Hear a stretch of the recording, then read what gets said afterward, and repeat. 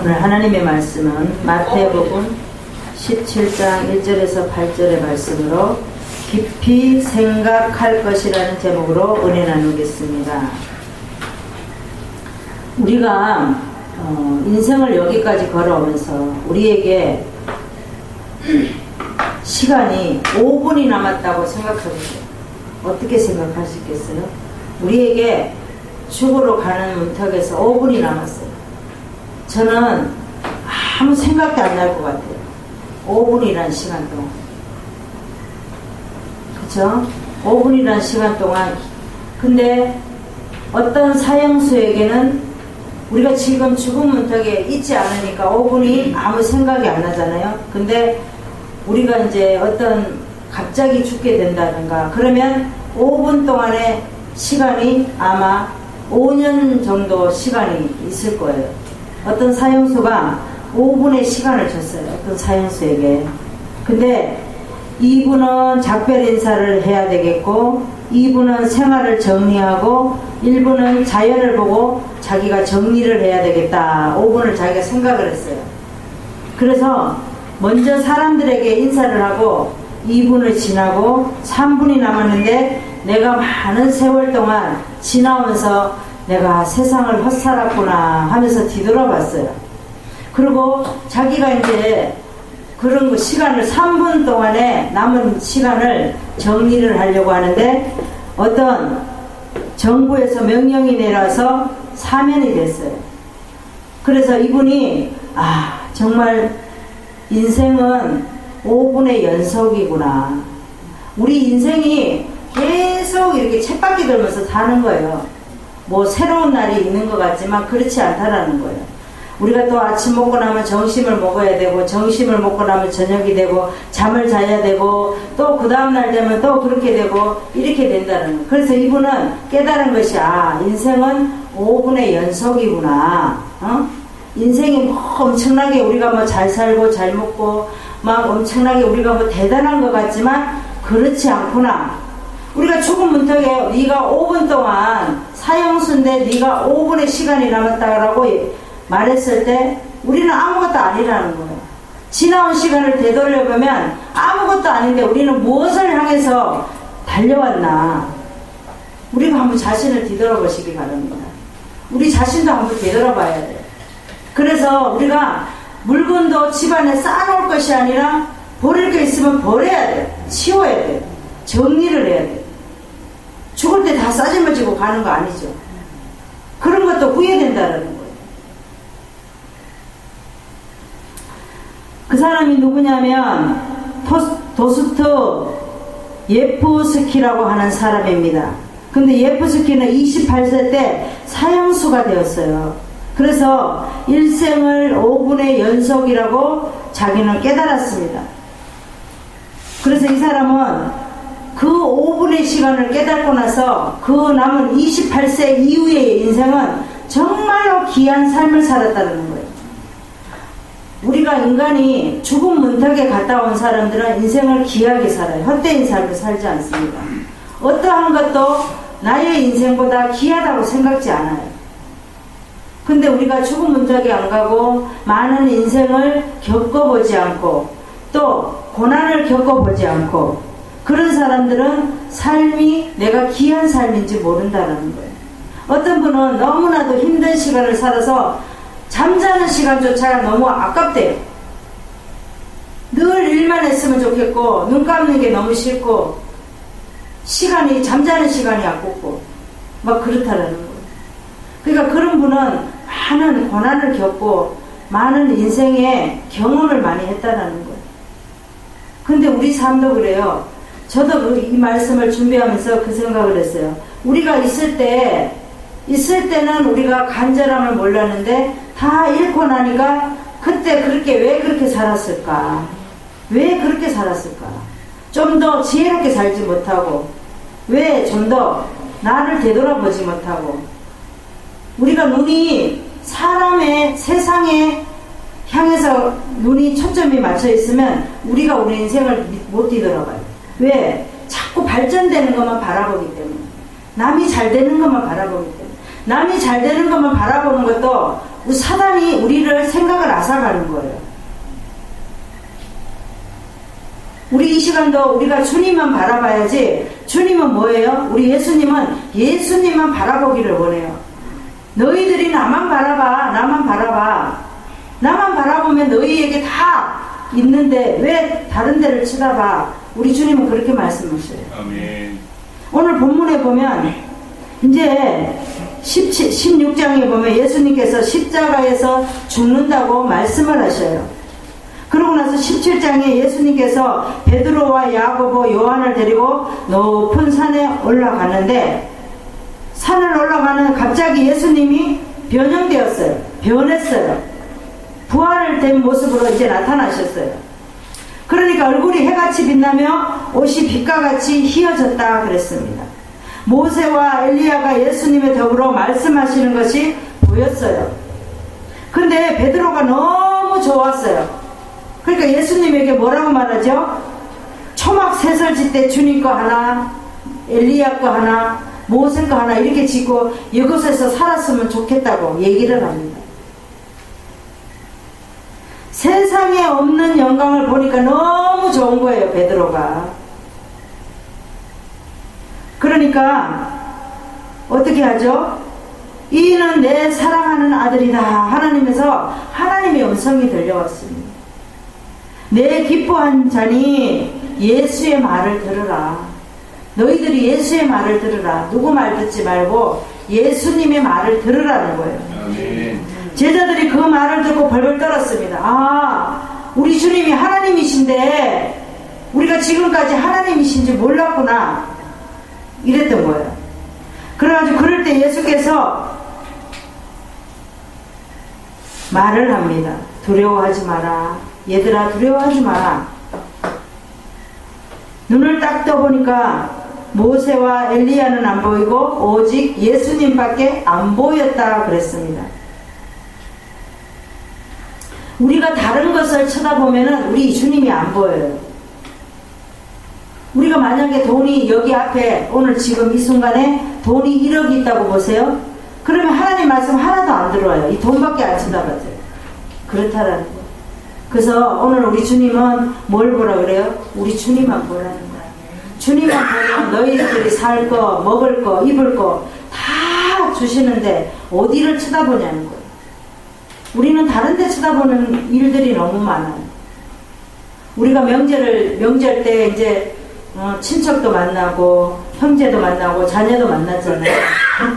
만나서 얘기를 들어보면 그들의 관점은 뭐예요? 안 믿는 사람의 관점은 다 물질이에요. 뭐를 해서 투자를 해서 잘 되고, 뭐를 사서 잘 되고, 뭐를 어떻게 해서 이렇게 하고, 막 이런 그런 관점이 있다는 거. 너무 한심스럽다는 거.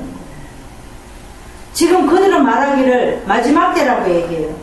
예수를 안 믿는 사람도 마지막 때라고 얘기합니다. 성경인가 거기에 보면 마지막 때라고 그렇게 써져 있다면서요? 이렇게 말을 해요. 그러니까 그들 믿지 않는 사람도 지금 코로나로 인해서 이렇게 어렵고 뒤집어지고 세상이 막 이러니까 마지막 때라고 말한다는 거예요. 그런데 왜 우리가 예수 믿는 사람은 늘 성경을 보고 설교를 듣는데도 왜 그걸 인식하지 못할까요? 우리가 미혹의 영에 이끌려서 그런 거예요. 미혹의 영에, 달콤한 곳에 이끌려서. 그래서 우리가 하나님의 말씀에도 있는 게도 불구하고 세상 사람보다 더 못한 사람이 예수 믿는 사람이라고 말할 수도 있다라는 거예요.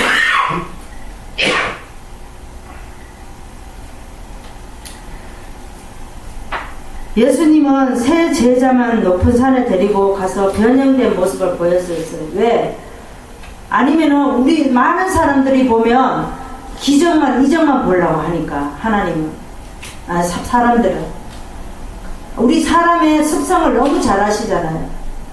인간의 세상에서 사시다가 가셨기 때문에 우리를 너무 잘 아시는 거예요. 하나님도 우리를 하나님의 성향대로 만들어 놨잖아요. 그러니까 우리가 생각하는 거, 눈으로 보는 거, 우리가 생각만 해도 벌써 하나님은 다 아신다 했잖아요. 변형되는 주님의 모습을 보고 무엇을 생각해야 되냐? 오늘 본문의 말씀에 첫 번째 보겠습니다. 부활의 소망을 갖게 하시려는 거예요. 우리가 1절에서 2절의 말씀을 보겠습니다. 1절에 보니까 예수께서 베드로와 야고보 그 형제 요한을 데리시고 높은 산에 올라가셨더니 그랬어요. 저희 앞에서 변형되사 그 얼굴이 해같이 빛나며 옷이 빛과 같이 휘어졌더라 그랬습니다. 그러니까 장로들과 서기관들에게 하는 말이 많은 고난을 받고 죽임을 당하고 제3일에 살아나야 할 것을 제자들에게 비록 가르쳤다는 거예요. 우리가 16장에 보면 16장에 우리가 21절에 보세요. 21절에 보면 이때로부터 예수 그리스도께서 자기가 예루살렘에 올라가 장로들과 대제사장들과 서기관들에게 많은 고난을 받고 죽임을 당하고 제3일에 살아나야 할 것을 제자들에게 비로소 가르치시니 라고 적혀 있어요. 그러니까 예수님은 16장에 보면 내가 죽어야 부활한다라고 벌써 가르치시고 있다라는 거죠. 변형되었다는 말은 부활을 말하는 거예요. 내가 부활한다. 죽었으니까 부활한다. 우리도 죽으면 너희들도 죽으면 부활할 것이다 라고 가르쳐 주는 거예요. 우리에게. 우리는 죽으면 죽음이 끝이 아니라 부활한다라는 거예요. 아멘. 그래서 부활은 뭐예요? 우리가 모든 것을 내려놓는 게 죽는 거예요. 우리가 이 지금 살아가는 삶에서 내가 죽어야 다시 사는 거예요. 죽지 않고서는 살 수가 없어요. 나를 내려놓지 않고는 새로운 것을 얻을 수가 없어요. 예수를 잡을 수가 없어요. 내가 죽어야 손을 펴야 예수로 잡을 수가 있는 거예요. 성경을 보시겠습니다. 로마서 8장 17절에서 18절의 말씀을 보시겠습니다. 신약의 249장을 보시겠습니다. 자녀이면 또한 후사 곧 하나님의 후사요 그리스도와 함께한 후사니 우리가 그와 함께 영광을 받기 위하여 고난도 함께 받아야 될 것이니라. 생각컨대 현재의 고난은 장차 우리에게 나타날 영광과 좋게 비교할 수 없도다 그랬습니다. 우리는 뭐예요? 우리 주님이 뭐라고 말씀하셨어요? 우리는 아들이 아니라 후사를, 우리 주님의 후사를 이어갈 사람이라고 얘기했어요. 우리에게 상속자라고 얘기하는 거예요. 우리는 주님의 상속자예요. 세상의 상속자가 아니라 우리 주님에게 받을 상속자. 얼마나 존귀한 자예요. 그런데 우리가 두려워할 것이 무엇이 있습니까? 두려워할 것이 없다는 거예요. 아멘. 성경에 보면 요나가 있습니다. 요나는 다시스를 가기를 원해서 다시스로 배낭을 메고 가고 있었습니다. 그런데 하나님은 어디로 가라고 그래요? 하나님은 어디로 가기를 원했지? 니느웨로 가기를 원했어요. 니느웨로 가기를 원했는데 우리 생각은 다시스로 가고 싶어요. 내가 좋은데 여행하고 싶은데 잠자고 싶은데 잘 먹고 잘 살고 싶은데 이런 데를 가기를 원하는 거예요. 근데 하나님은 니느웨로 가라는 거예요. 그러니까 하나님이 뜻대로 안 하니까 어떻게 하죠? 고기 뱃속으로 입으로 딱 집어넣는 거예요. 저는 고기 뱃속으로 집어넣을 때 그냥 집어넣은 것 같지가 않아요. 막 이렇게 막 쑤셔서 넣었을 것 같아요. 그랬을 것 같아요. 그 상상을 하면. 근데 거기 가서 3일 주야로 얼마나 기도했겠어요. 거기 가서 숨은 쉬고 있고 살아있는데 내가 여기서 어떻게 나가지 그렇잖아요. 이제 고기 뱃속으로 집어넣는데 고기가 똥을 싸도 못 나가겠죠. 덩치가 크니까 못 나갔을 것 같아요. 그렇죠. 입으로 다시 빼내야지 나오지. 그랬을 것 같아요. 그런데 하나님이 뭐라 그래요? 3일 있다가 나오게 하잖아요. 그러니까 예수님은 뭐라고 말합니까? 누가가 물으면 어떻게 46년 만에 지은 성전을 너는 3일 만에 짓는다고 말하냐 이렇게 말하잖아요. 그러니까 예수님이 나는 요나 기적 3일 동안 물고기 뱃속에 있었던 그거밖에 말할 수 없다라고 얘기하잖아요. 그러니까 요나는 거기 뱃속에 들어가서 죽어서 입속으로 나와서 부활했잖아요. 그거밖에, 요나의 기적밖에 말할 수 없다라고 얘기하는 거예요. 우리도 죽으면 다시 부활하는 것을 믿으시기를 바랍니다. 아멘. 요한복음 2장에 보면 성전이 다 부서졌는데 예수님이 사흘 만에 짓는다라고 얘기하죠. 그랬더니 그 말은 부활한다라고 얘기하는 건데 많은 사람들이 알아들어요? 못 알아들어요? 손가락질 하면서 욕을 하면서 막 10원짜리 넣어가면서 얘기했겠죠. 미친 뭐라고, 어떻게 46년 동안 지었는데 너는 어떻게 3일 만에 짓는다고 얘기를 하냐, 막 그랬을 것 같아요. 그러니까 우리 주님은 못할 게 뭐가 있어요? 다 할 수 있지, 그쵸? 아멘. 하나님이 나에게 무엇인가를 보여주면 우리는 깊이 생각을 해야 돼요. 하나님은 나에게 부활의 소망을 주셨어요. 우리 장로님도 종교를, 예전에는 예수님을 믿는 사람이 아니라 우상을 섬기는 사람이었잖아요. 근데 예수 믿으면 부활된다고 하니까 자기는 그래서 예수님을 믿은 거예요. 부활이 된다고 하니까. 아멘. 그러니까 우리는 죽어야 돼요. 옛것이 다 옛 모습이 죽어야 우리는 부활하는 모습으로 주님을 만날 수 있다는 거예요. 아멘. 그러면 주님의 모습을 보고 무엇을 생각해 봐야 되냐? 두 번째 말씀은 가정을 깨닫게 하시려는 것을. 우리는 분명히 가정을 통해서 하나님께서 우리에게 깨닫게 하신다는 거예요. 3절에서 4절의 말씀을 한번 보겠습니다. 때에 모세와 엘리야가 예수로 더불어 말씀하는 것이 저희에게 보이기에는 이 세 명에게 보였어요. 베드로가 예수께 여짜와 주여 우리가 여기 있는 것이 좋사오니 주께서 만일 원하시면 내가 여기서 초막을 셋을 짓겠습니다. 하나는 주를 위하여, 하나는 모세를 위하여, 하나는 엘리야를 위하여서 그렇게 하겠습니다. 그랬습니다. 베드로가 본 것은 예수님만을 본 게 아니에요. 엘리야도 봤고 모세도 봤고 다 봤어요. 근데 모세는 율법의 대표자이죠. 엘리야는 뭐예요? 선지자의 대표자예요. 예수님은 율법과 선지자를 통과한 사람이 바로 예수님이에요. 예수님이 가는데 모세가 필요하고 엘리야가 필요해요. 그래서 우리 구약에 보면 모세도 있고 엘리야도 있어요. 그 모습은 뭐냐? 다 예수님의 모형이에요.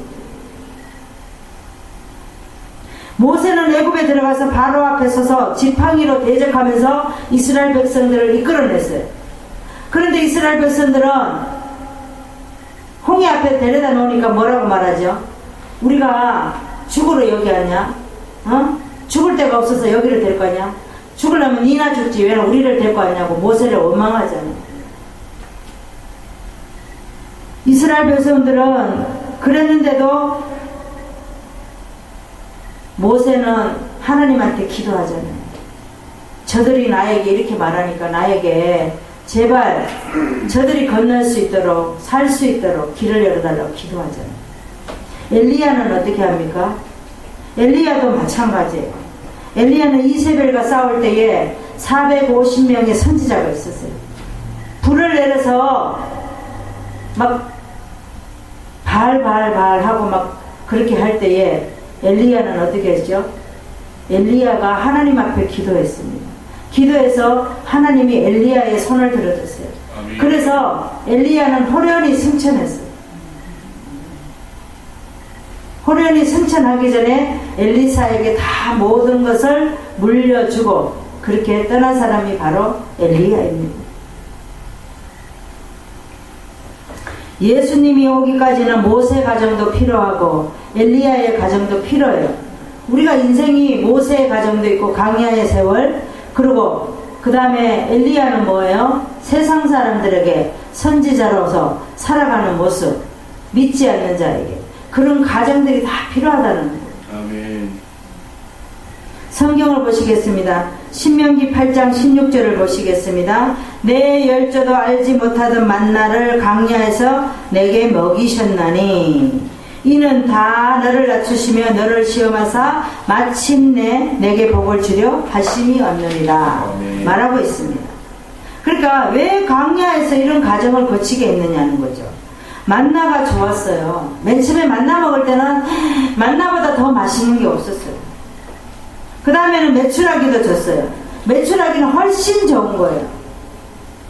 근데 이 말은 세상의 기쁨보다도 예수님을 보라는 거예요. 예수님을. 과정을 거치며 마침내 좋은 결과가 우리에게 다가온다라는 겁니다. 아멘. 요셉을 보십시오.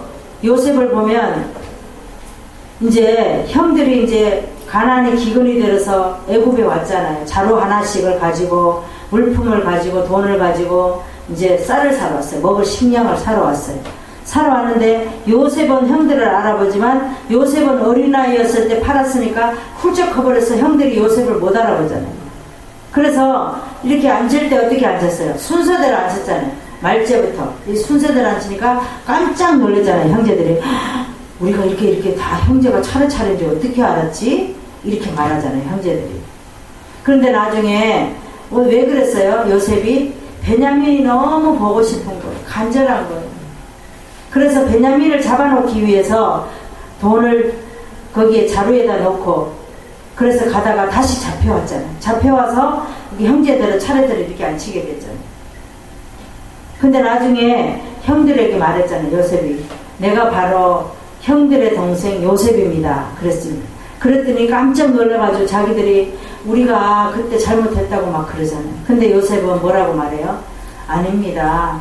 형들이 그런 거 아닙니다. 형제들 죄책감 가지지 마세요. 이는 하나님이 우리 가정을 살리기 위해서 나를 이렇게 만든 겁니다. 이렇게 말하잖아요. 우리도 그렇게 말할 수 있어요? 우리도 그렇게 성숙한 믿음의 사람이 되어야 됩니다. 그랬을 때 하나님이 보디발은 자기 부모 밑에 있을 때는 채색 옷을 입고 얼마나 좋았어요. 그런데 애굽으로 팔려가니까 완전히 종의 옷을 입고 눈만 뜨면 마당 쓸어야 되죠. 막 그런 일을 했죠. 그런 일만 아니라 또 아내가 눈을 끔찍끔찍 해가지고 또 막 요셉을 꼬드기려고 그러니까 또 그걸로 인해서 감옥까지 들어갔잖아요. 그러니까 요셉도 애굽에 가서 많은 환난을 겪은 거예요. 그랬더니 하나님이 총리로 딱 세워주잖아요. 우리는 두려워할 거 없어요. 주님이 뭐라 그랬어요? 두려워하지 말라 그러잖아요. 우리는 두려워하는 게 아니라 두려워하지 말고 우리 주님만 바라보면 우리 주님께서 우리 입으로 다 할 수 있게 해주신다고 말씀하고 있습니다. 주님의 모습을 보고 무엇을 생각해야 되냐? 세 번째 말씀은 주님만을 보게 하시려는 것을 깊이 생각해야 됩니다. 우리 7절에서 8절의 말씀을 보겠습니다. 5절부터 보겠습니다. 말할 때에 구름 속에서 나는 소리를 봅니다. 말할 때에 호련히는 가장 빠른 시간. 호련히는 뭐냐? 우리가 눈을 감았다 이렇게 뜰 때 호련히라고 보면 됩니다. 그런 호련히가 구름 속에서 소리가 나서 이는 내 사랑하는 아들이요 내 기뻐하는 자라 그랬죠. 그랬더니 8절에 보니까 제자들이 눈을 들고 보매 예수 외에는 아무도 보지 못했어요. 그러니까 그전에는 모세도 보고 엘리야도 보고 예수님도 보고 다 봤는데 눈을 감고 눈을 떠봤더니 예수님밖에 안 보이는 거예요. 저희가 산에 내려올 때에 예수께서 이 제자들이 산에서 내려올 때에 예수께서 명합니다. 인자가 죽은 자 가운데서 살아나기 전에는 본 것을 아무에게도 이르지 말라라고 말합니다. 제자들이 어찌하여 서기관들이 먼저 엘리야가 먼저 와야 하리라 하니까 이렇게 말하잖아요. 그러니까 구약에 벌써 모세도 오고 엘리야도 있었고 다 있었잖아요. 그런데 여기 보면 예수님이 변형되니까 베드로가 초막 제설 짓고 여기서 살자고 막 말을 할 때 구름에서 소리가 났어요. 내 사랑하는 아들이라고. 근데 예수님이 손을 대시며 제자들에게 뭐라고 말하죠? 두려워하지 마라. 너희들 두려워하지 마. 이렇게 말을 하잖아요. 제자들이 눈을 뜨고 보니까 모세와 엘리야는 안 보이고 예수님만 눈앞에 있었습니다. 부활체의 모습으로 보였다는 거예요. 우리 성경을 보시겠습니다. 요한복음 8장 12절에 보니까 우리는 주님만 봐야 되는데 예수께서 또 일러 가라사대 나는 세상의 빛이니 나를 따르는 자는 어두움에 다니지 아니하고 생명의 빛을 얻으리라 라고 말하고 있습니다. 이것은 내가 가장 내게 필요한 말씀이에요. 내가 힘들고 어려울 때 환하게 예수님은 우리를 비춰주셔요. 추울 때는 따뜻하게 해주시고 마음이 우울할 때는 환하게 해주시는 분이 바로 우리 주님이에요. 내가 누구인지 아냐 나는 너의 빛이라는 거예요. 다른 데 보지 말고 나만 바라봐. 나만. 그렇게 말씀하고 있습니다. 아멘. 빛이라고 하는 것은 소경이 눈을 뜬다고 생각하시면 돼요. 우리가 어두운 세상을 살고 있을 때 우리 주님이 빛이 되셔서 우리 눈을 밝게 해주셔서 우리 주님을 알았어요. 성경에 보면 히스기야가 있습니다. 히스기야는 이사야를 통해서 죽는다는 말을 들었어요. 그래서 자기가 죽는다는 말을 듣고 하나님 앞에 기도했습니다. 그랬더니 하나님이 생명을 연장을 15년이나 해주셨어요. 아멘. 우리가 주님만 바라보면 하나님이 우리가 지금 나가서 얘기를 들어보니까 왜 이렇게 대장암 걸린 사람이 많습니까? 대장암 걸린 사람이 의외로 많더라고요. 수술한 사람들. 그러니까 우리는 잘 먹고 잘 입고 잘 사는 게 중요한 게 아니라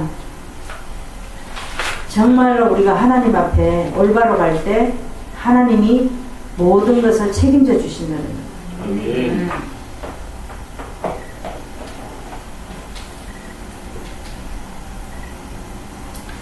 히스기야는 이 생명을 연장시켜주고 나니까 하는 말이 뭐라고 말하죠? 나에게 고통을 더하신 큰 고통을 주신 분이 너무 감사하다고 얘기하잖아요.